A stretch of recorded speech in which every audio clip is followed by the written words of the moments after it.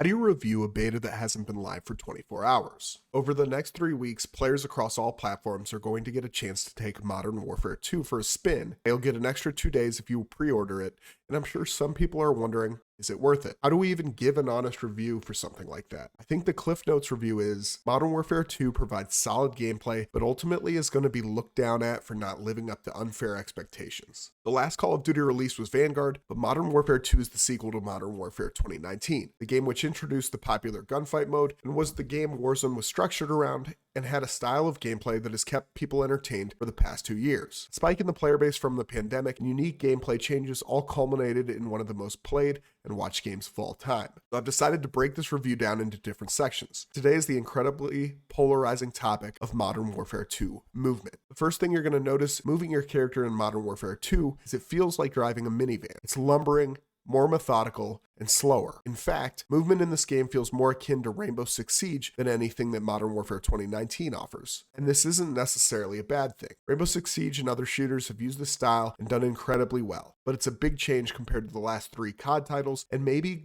goes even further back than that. When we consider slide canceling, the boosted movement stims provide, and the ability to drop and turn on a dime, Modern Warfare 2019 and its battle royale counterpart Warzone pilot like a Fast and the Furious movie. Meanwhile, Modern Warfare 2 is more like Collateral. There's still tension, still a rush, but it seems like the developers made slowing the gameplay down a primary focus this go around. Not only is slide canceling a thing of the past, you carry out all your movements based on your own forward momentum, and you lose your ability to fire when going into a slide. Sliding in general seems to have been repurposed for retreating or getting around cover, and sliding into an engagement can leave you incredibly vulnerable to enemy fire. As one of the players who enjoyed the movement in Modern Warfare 2019, my first impression was that this pace of play felt boring. And I think most people will fall into one of 2 camps. Camp 1 is people who wanted Modern Warfare 2 to be Modern Warfare 2019, just in a much nicer running package with new bells, new whistles, and some quality of life adjustments. I think there certainly is an argument to be made that Warzone gameplay, through all its faults, is still played 2 years after release, and many studios would be happy to keep their player base content for that long. So maybe don't fix what isn't broken. Camp 2, on the other hand, people who have gotten sick of the slide canceling, bunny hopping, turning on a dime antics attributed to 12-year-olds with a caffeine problem, and are happy that the gameplay in Modern Warfare 2 feels more realistic and potentially rewards a different style of play. For the people in Camp 1,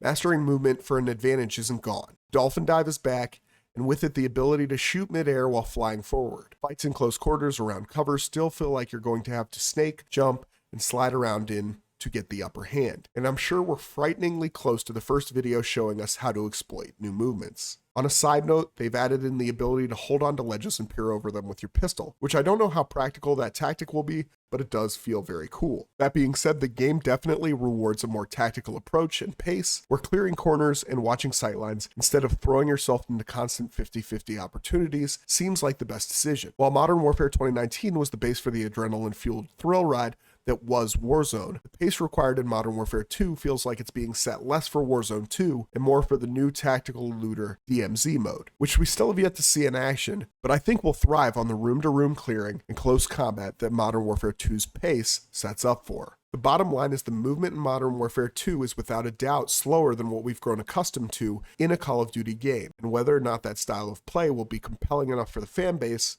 remains to be seen. For Call of Duty fans who may have felt starved for content since the release of Cold War and Vanguard, I think this is a step in a new direction, albeit a cautious one. Let us know what you think in the comments. If you enjoyed this, hit the like and subscribe. It helps me. Thanks, and have a great day.